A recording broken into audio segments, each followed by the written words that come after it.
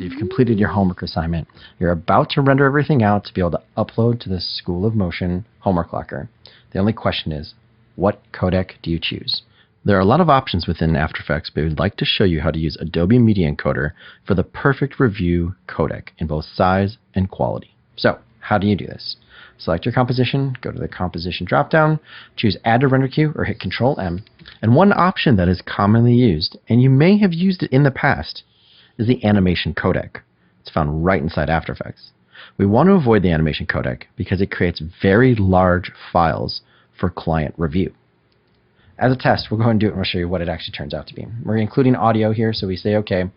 And then I'm just going to go to a folder here and re-export this out. I've gone and taken the name and just added an underscore anim so I know which codec I'm working with.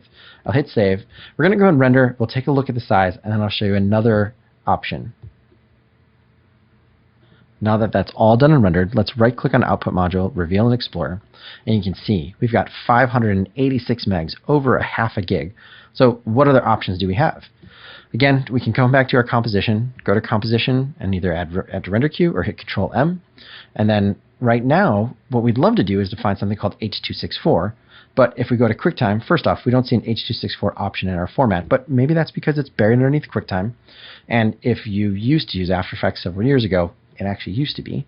But now when we drop down, we have ProRes, good option, but for this scenario, we want to show you something different. We don't see H.264 anywhere here.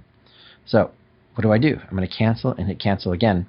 I'm going to select the render item that I want, and I'm going to actually click Q in AME, being Adobe Media Encoder.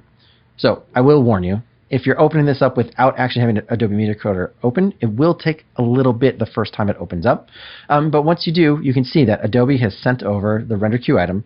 It's Adobe Media Encoder, and H.264 is selected here. But what will probably happen is that whatever you've rendered out previously will be here as the last used option. But if we just click on here, if it's not H.264, you can scroll down and you can find through everything, GIF, FLAC, H.264. If we look at the preset, there are a ton, and this is where it can get frustrating sometimes trying to figure out exactly which one to use. There's a lot of ones for different destinations, YouTube, Vimeo, Twitter, Facebook. They get updated all the time, but really what we want to do is just do match source, high bitrate, and then we just want to double check to make sure it's going to our exports folder, but underscore H.264, just to be able to compare to make sure I'm looking at the correct things. I'm going to hit save, and then we're just going to go ahead and hit render. And now that it's rendered, again, we can right-click, we can say Reveal Output File. And if you look at it now, look at that difference. Our H.264, just over 5 megs, almost 6 megs. This one, almost 600 megs. So the animation codec file will be a higher quality file. But for review purposes, the H.264 at 6 megs will be the perfect balance of size versus quality as you begin uploading files for client review.